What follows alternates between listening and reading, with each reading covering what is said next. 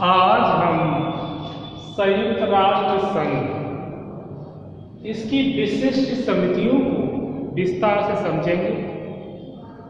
जैसे कि हमने पहले संयुक्त राष्ट्र संघ के अंगों को समझा और संयुक्त राष्ट्र संघ के विभिन्न अंगों की विश्व शांति में क्या क्या भूमिका है और विश्व की स्थिति को सुधारने में भी अपना विशेष योगदान देखने को मिलता है। तो आज हम विशिष्ट समितियों के बारे में समझेंगे, कौन कौन सी विशिष्ट समितियां हैं, जिसमें अंतर्राष्ट्रीय श्रम संघ, खाद्य एवं कृषि संघ, संयुक्त राष्ट्रीय शैक्षणिक, वैज्ञानिक तथा सांस्कृतिक संघ, अंतर्राष्ट्रीय पुनर्निर्माण तथा विकास बैंक, अंतर्राष्ट्रीय मुद्रा कोष, विश्व डाक संघ और अंतर्राष्ट्रीय तार संचार संघ, विश्व स्वास्थ्य संघ, अंतर्राष्ट्रीय शरणार्थी संघ, अंतर्राष्ट्रीय नागरिक उड्डयन संगठन और यूनेस्को। तो इनको हम विस्तार से समझेंगे कि इनकी क्या क्या भूमिका है और किस प्रकार से ये अपना योगदान दे रहे हैं। तो इन समितियों का प्रमुख उद्देश्य जो है वो है विश्व में अधिक से अधिक विश्व का विकास करना, स्वास्थ्य सुविधा को लेकर, वैज्ञानिक और तकनीक को लेकर, श्रमिकों की दशाओं को लेकर। तो ये सब इनका उद्देश्य है। तो विशिष्ट समितियां आर्थिक और सामाजिक परिषद के तत्वाधान में अनेक विशिष्ट संस्थाएं थी और कार्य करती हैं। इन संस्थाओं का क्षेत्र राजनीतिक नहीं है बल्कि सामाजिक, आर्थिक, सांस्कृतिक एवं मानवीय है। मतलब ये समितियां, इनका जो क्षेत्र है, कार्य क्षेत्र, वो राजनीतिक नहीं है बल्कि सामाजिक, आर्थिक और सांस्कृतिक मानवीय है। इनकी अपनी कार्य प्रणाली और अपने कार्यालय हैं। ये संस्थाएं अलग अलग विषयों के ज्ञाताओं के हाथ में रहती हैं। मतलब जो स्पेशलिस्ट लोग होते हैं उनके हाथों में ये संस्थाएं रहती हैं, ताकि अंतर्राष्ट्रीय राजनीति की सामान्य कटुता से इन्हें परे रखा जा सके। तो इन संस्थाओं में ये राजनीति की कटुता और भेदभाव वाली स्थिति इनमें नहीं रखी जाती है, क्योंकि इनका उद्देश्य सिर्फ मानवतावादी दृष्टिकोण रहता है। मानव कल्याण के लिए कार्य करना इनका प्रमुख उद्देश्य है। ये संस्थाएं मुख्य रूप से निम्नलिखित हैं। नंबर, जैसे कि अंतर्राष्ट्रीय श्रम संघ, जैसा कि नाम से ही ज्ञात होता है कि इस संस्था का प्रमुख उद्देश्य श्रमिकों की दशा को सुधारना है और अंतर्राष्ट्रीय श्रम संघ ने निम्नलिखित कार्यक्रम निर्धारित भी किए हैं, जैसे जीवन निर्वाह एवं पूर्ण रोजगार के लिए आवश्यक पर्याप्त वेतन मिलना चाहिए श्रमिकों को, ताकि उनका जीवन निर्वाह और आसानी से हो सके। नंबर 2, श्रमिकों की सामाजिक सुरक्षा का विस्तार हो। नंबर 3, मजदूरों के लिए पर्याप्त भोजन, वस्त्र और निवास की पर्याप्त व्यवस्था हो। नंबर नेक्स्ट, मजदूरों को सामूहिक रूप से विनिमय का अधिकार प्राप्त हो। मजदूरों को अवसरों की पूरी समानता मिले, मतलब भेदभाव नहीं हो मजदूरों के प्रति, और उनके स्वास्थ्य सुरक्षा की अच्छी व्यवस्था भी की जा सके। तो यहाँ हम देख रहे हैं कि श्रमिकों और मजदूरों के हित और कल्याण की बातें कही जा रही हैं, ताकि उनकी जो स्वास्थ्य संबंधी आर्थिक समस्याएं जो है उनको सुधारा जा सके। अंतर्राष्ट्रीय श्रम संघ 3 मुख्य अंगों द्वारा अपना सारा कार्य संपादित करता है। कौन कौन से 3 प्रमुख अंग हैं? नंबर 1, अंतर्राष्ट्रीय श्रम सम्मेलन। तो अंतर्राष्ट्रीय श्रम सम्मेलन में इन्हीं बातों को रखा जाता है कि जो विश्व के जो मजदूर हैं, श्रमिक हैं, उनकी दशाओं को सुधारने के लिए और कौन सी योजनाएं अपनाई जाए। नंबर 2, प्रशासक संस्था, ये दूसरा अंग है। नंबर 3, अंतर्राष्ट्रीय श्रम कार्यालय।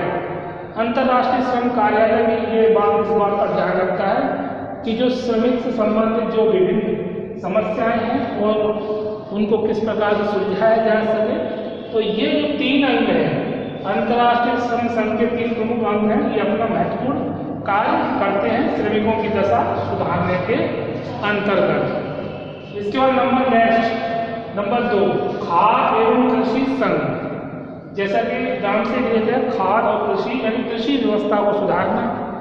विश्व के जो पिछड़े हुए देश हैं, गरीब देश है, वहाँ पर कृषि व्यवस्था में और उन्नति करना, जिससे कि वहाँ भुखमरी की समस्या न रहे।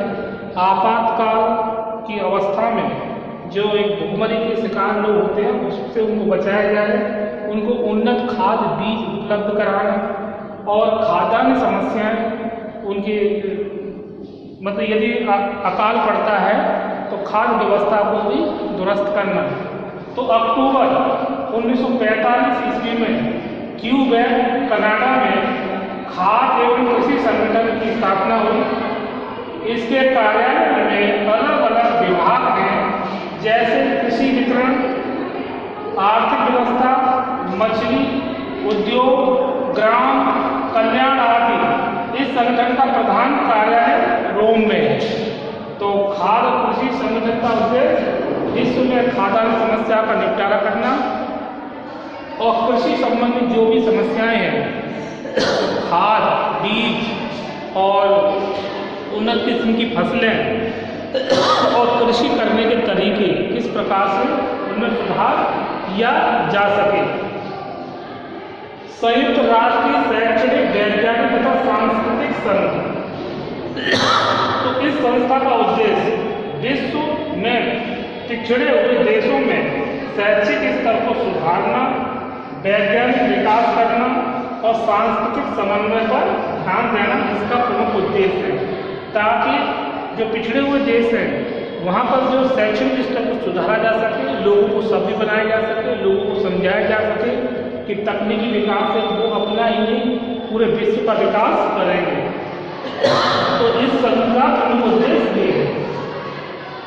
नंबर 9 अंतर्राष्ट्रीय पुनर्निर्माण तथा विकास बैंक। इस समिति का कार्य अंतर्राष्ट्रीय स्तर पर पुनर्निर्माण के लिए धन उपलब्ध कराना तथा गरीब पिछड़े हुए देशों के विकास में सहयोग करना, विकास की गति को आगे बढ़ाना, ये इनका प्रमुख काम है। अंतर्राष्ट्रीय पुनर्निर्माण का विकास बैंक का विकास बैंक जो है वो पिछड़े हुए गरीब और युद्ध से त्रस्त देशों को आर्थिक सहायता भी उपलब्ध कराता है, जिससे कि उनकी जो अर्थव्यवस्था है उसको सुधारा जा सके और जो मुद्रा का अवमूल्यन हो रहा है उसमें भी उसकी गति को सुधारा जाए।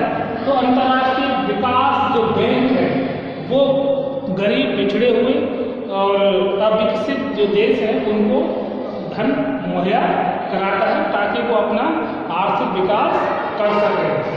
इसके बाद अंतर्राष्ट्रीय मुद्रा कोष विश्व युद्ध से जर्जरित विश्व का पुनर्निर्माण और विकास के क्षेत्र में 2 संस्थाएं अंतर्राष्ट्रीय बैंक और अंतर्राष्ट्रीय मुद्रा कोष ने अत्यधिक महत्वपूर्ण कार्य किया है। और अंतर्राष्ट्रीय बैंक का उद्देश्य उत्पादन के लिए तथा पुनर्निर्माण और विकास के लिए सदस्य राष्ट्रों को अंतर्राष्ट्रीय क्षेत्रों की पूंजी सुलभ कराना और सहायता पहुंचाना इनका प्रमुख काम है। तो अंतर्राष्ट्रीय मुद्रा कोष ये भी अंतर्राष्ट्रीय स्तर पर जो पिछड़े हुए गरीब और जो आर्थिक विपन्नता से शिकार जो देश हैं, जहाँ की मुद्रा व्यवस्था गड़बड़ा रही है, उनको आर्थिक सहायता पहुंचाना इस विभाग का प्रमुख काम है। विश्व डाक संघ, जैसा कि नाम से विदित है, डाक व्यवस्था को दुरुस्त करना, जिससे कि एक देश के विचार मतलब विचारों का आदान प्रदान आसानी से हो सके। तो ये विश्व डाक संघ इसी बात का विशेष ध्यान देता है कि जिन देशों में डाक व्यवस्था अच्छी नहीं है वहाँ पर नई तकनीक का प्रयोग करते हुए डाक व्यवस्था को दुरुस्त करना और जिससे कि रिपोर्ट जो भी है वहाँ की जानकारी तुरंत प्राप्त हो सके। तो संघ का उद्देश्य यह है कि अंतर्राष्ट्रीय स्तर पर डाक व्यवस्था में सुधार कर पिछड़े व गरीब देशों की समस्याओं का निपटारा करना, डाक व्यवस्था के सुधर जाने से विभिन्न देशों की समस्याओं को समझने में आसानी रहेगी, जिसके कारण अंतर्राष्ट्रीय तार संचार संघ। इस कार्यक्रम का उद्देश्य आर्थिक दृष्टि से पिछड़े हुए राष्ट्रों को उनका जीवन स्तर ऊंचा उठाने में तकनीकी सहायता देना, अंतर्राष्ट्रीय तार संचार व्यवस्था को सुधार करना इसका प्रमुख कार्य है। फिर विश्व स्वास्थ्य संघ विश्वव्यापी स्वास्थ्य समस्या के समाधान के लिए 7 अप्रैल 1948 ईस्वी को अंतर्राष्ट्रीय स्वास्थ्य संगठन की स्थापना की गई। मतलब स्वास्थ्य संबंधी जो समस्याएं हैं विश्व में और जो देश गरीब हैं वहाँ पर उनके पास आधुनिक दवा व्यवस्था मेडिसिन वगैरह नहीं है, तो उनके लिए एक तरह से सहायता पहुँचाना इस संगठन का प्रमुख काम है, विश्व स्वास्थ्य संघ का। और इसकी स्थापना कब हुई? 7 अप्रैल 1948 को अंतर्राष्ट्रीय स्वास्थ्य संगठन की स्थापना की गई। इसका उद्देश्य विश्व के लोगों के स्वास्थ्य को उच्च स्तर पर पहुंचाना है। ये देखने को मिलता है जैसे कि बहुत सी महामारी बीमारी और के समय जो गरीब पिछड़े हुए देश हैं उनके यहाँ वैक्सीन या दवाएं उपलब्ध नहीं हो पाती हैं, तो ऐसे में जैसे कि मलेरिया, तपेदिक, हैजा, टीबी, टाइफाइड ऐसे और पोलियो इस तरह की बीमारियां हैं जिनको मुफ्त में दवा उपलब्ध कराई जाती है विश्व स्वास्थ्य संघ के द्वारा। संघ के तत्वाधान में मलेरिया, तपेदिक, जननेंद्रिय संबंधी रोगों, मातृ शिशु स्वास्थ्य, पौष्टिक भोजन स्वास्थ्य, स्वस्थ वातावरण के संबंध में अलग अलग विभाग काम करते हैं। इसके बाद अंतर्राष्ट्रीय शरणार्थी संघ। अब अंतर्राष्ट्रीय शरणार्थी संघ जो युद्ध काल के दौरान बहुत सारे ऐसे नागरिक होते हैं जो अपनी जान की रक्षा करने के लिए एक स्थान से दूसरे स्थान पर या एक देश से दूसरे देश चले जाते हैं और उन्हें उनकी हिफाजत की व्यवस्था करना, उनके खाद्य, उनके स्वास्थ्य और अन्य समस्याओं को देखना, ये इस विभाग का काम होता है अंतर्राष्ट्रीय शरणार्थी संघ का। और जैसे कि वर्तमान में भी ये देखने को मिलता है कि कुछ ऐसे देश हैं विश्व में जहाँ युद्ध का वातावरण अभी भी तैयार है और कई देशों में जो शरणार्थी के रूप में लोग अल्पसंख्यक के रूप में भी रह रहे हैं और उनकी समस्याएं गंभीर होने के कारण उनका निदान करना इस अंतर्राष्ट्रीय शरणार्थी संघ का प्रमुख काम है। जैसे कि अभी म्यांमार की जो निकले हुए लोग अभी बांग्लादेश में रह रहे हैं और बांग्लादेश में काफ़ी संख्या में रह रहे हैं, 13-14 लाख के करीब। तो इस प्रकार से शरणार्थी संघ अंतर्राष्ट्रीय स्तर पर उनकी जो देखभाल की व्यवस्था है, कुछ आर्थिक सहायता भी पहुंचवाता है। तो इस संघ इसकी स्थापना संयुक्त राष्ट्र संघ की साधारण सभा द्वारा 1 जनवरी 1951 को हुई। इस संगठन का प्रमुख कार्य शरणार्थी समस्या का हल करना था और अर्थात शरणार्थियों का पुनर्वास। अपने अल्पकाल में विश्व शरणार्थी संगठन ने द्वितीय विश्व युद्ध के परिणाम स्वरूप बेघर लोगों की बहुत सेवा की।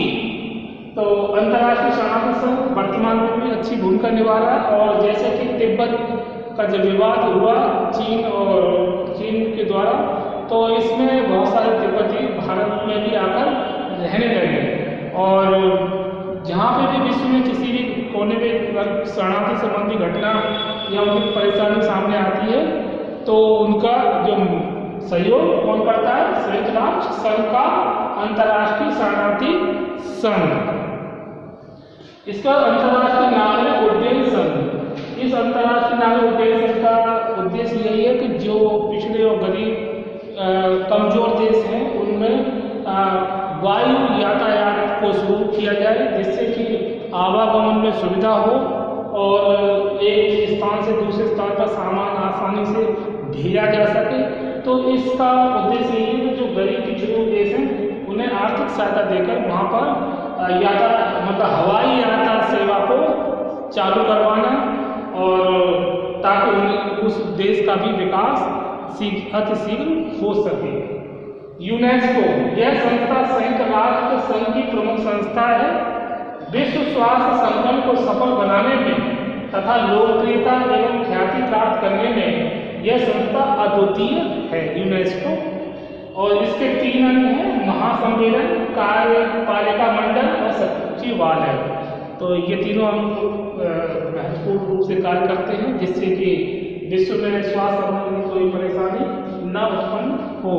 तो आज हमने इस वीडियो में संयुक्त राष्ट्र संघ के विशिष्ट समितियों को विस्तार से समझा, जिसमें अंतर्राष्ट्रीय श्रमिक संघ, खाद्य एवं कृषि संगठन, संयुक्त राष्ट्रीय शैक्षणिक वैज्ञानिक तथा सांस्कृतिक संघ, अंतर्राष्ट्रीय पुनर्निर्माण का विकास बैंक, अंतर्राष्ट्रीय मुद्रा कोष, विश्व डाक संघ और अंतर्राष्ट्रीय तार संचार संघ, विश्व स्वास्थ्य संगठन, अंतर्राष्ट्रीय शरणार्थी संघ और अंतर्राष्ट्रीय नागरिक उड्डयन संघ यूनेस्को।